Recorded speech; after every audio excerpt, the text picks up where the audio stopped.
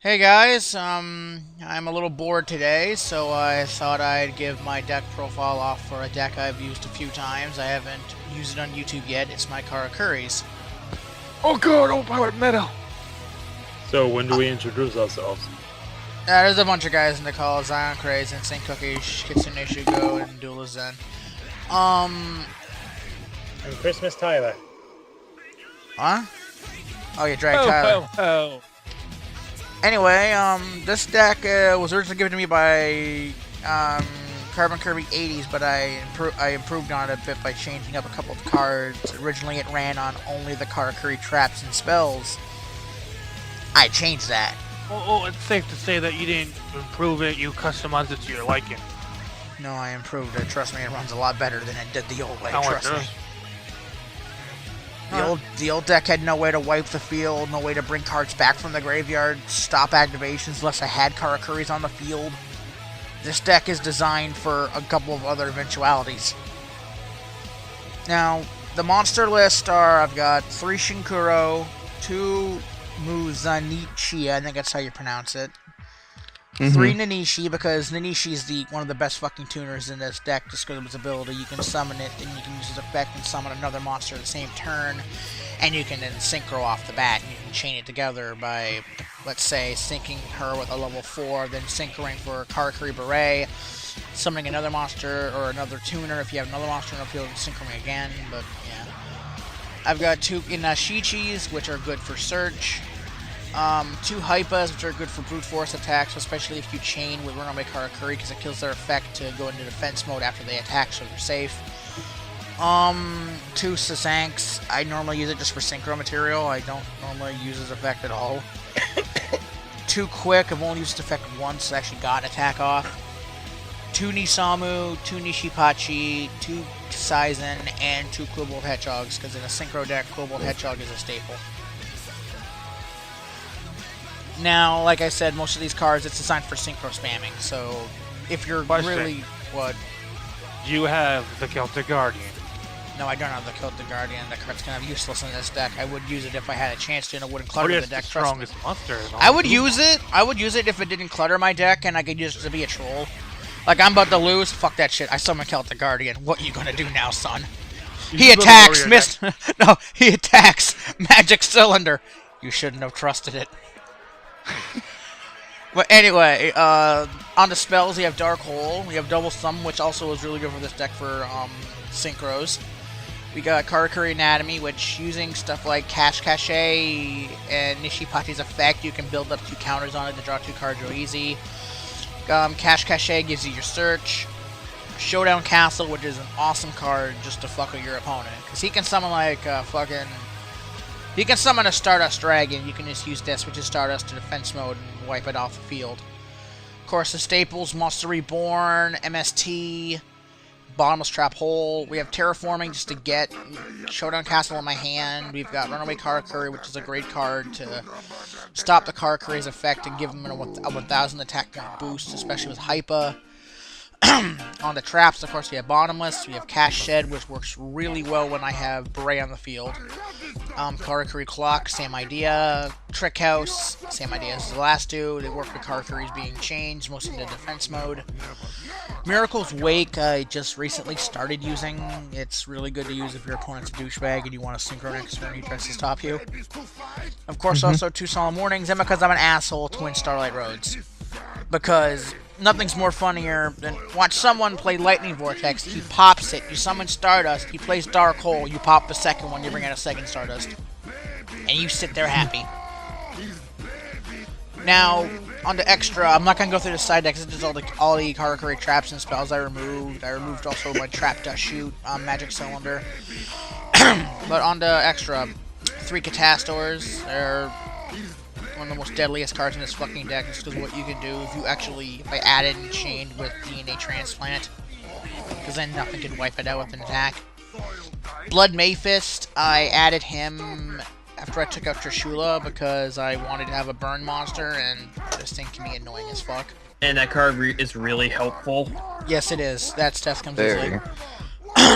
Brionac, Dragon of the Ice Barrier, staple of any deck just because of what you can do. I actually beat a 6-Sam very fucking closely. I almost lost, but I was able to take it out with Brionac's effect.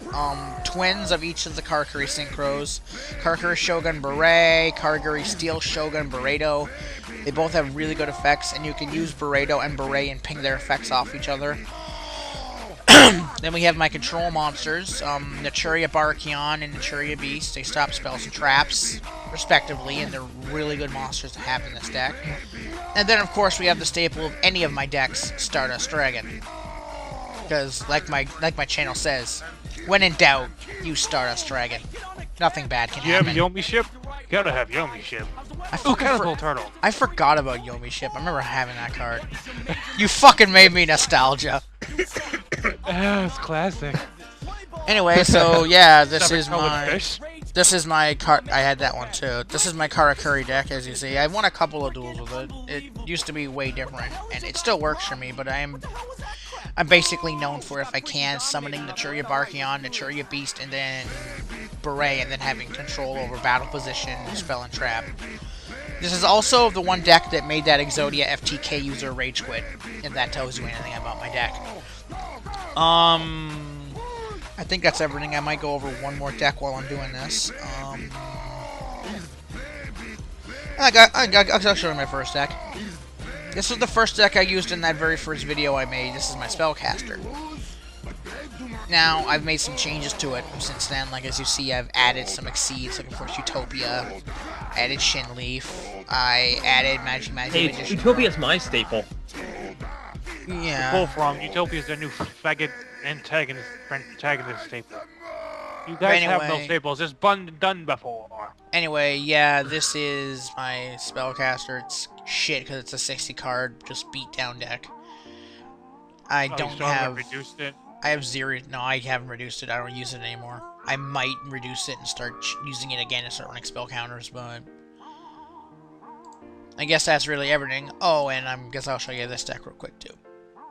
This is a deck based off of Zoid's BN deck that Pillow vs. Pillow gave me a deck list for. This is Pillow's and Zoid's Time Lord deck, which the deck's designed specifically around Cephalon the Ultimate Time Lord and Meteion the Time Lord to be a douchebag. Main idea of the deck is to use these Light Sworns and use all the discard cards I have in my deck to send at least 10 monsters to the graveyard. When that happens, I can summon Cephalon. And when he's on the field, I can bring back one level 8 fairy monster from my grave each turn. Or my hand. And they'll have 4 grand in attack. What I did to this one kid last night was, he played Future Fusion. He removed 5 dragons from his deck to the graveyard. 2 of them were Red Eyes Darkness Metal.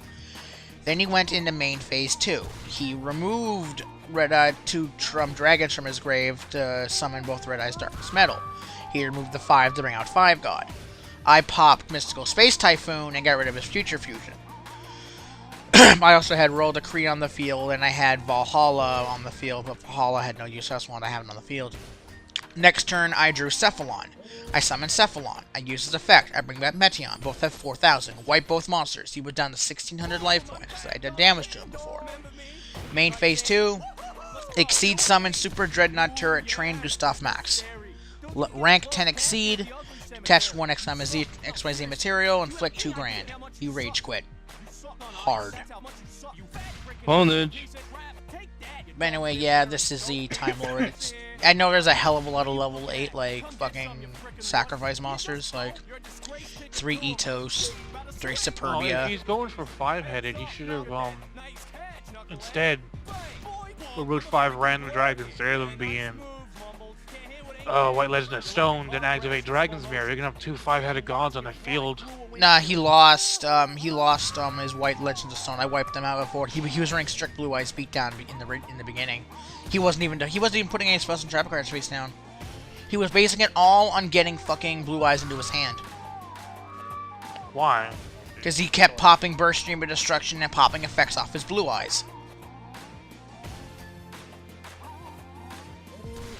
But anyway, that's what the Light Sworn monsters are for. They help me get cards in my graveyard. I've got 3 reincarnations that, if just in case I do discard Cephalon, Foolish Burial helped me get cards in my graveyard. Solar Recharge helps me get cards in my graveyard. Of course, Dark Hole, Heavy Storm. Well, Heavy Storm doesn't really help. It's only for spells and traps, but it's good for clearing the back row, as you all know. Echo Garden, good for stalling, waiting for Cephalon to get to your hand. Magical Merchant. Honest, help lessen damage, shit like that. To use with Hecatrice in your Light Sworns. But anyway, yeah, also because you need something to throw a little off Gores. But anyway, yeah, that's my, well, that's Pillow's Time Lord deck. He named it Doctor Who. I named mine 88 miles per hour. Anyway, hopefully I'll get a couple of duels for you today if I can actually record some shit. That's everything. Oh, I'm burning! I'm burning! Medic!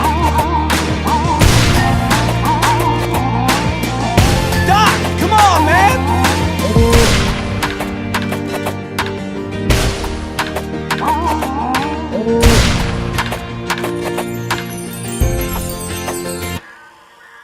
Is anybody even paying attention to me?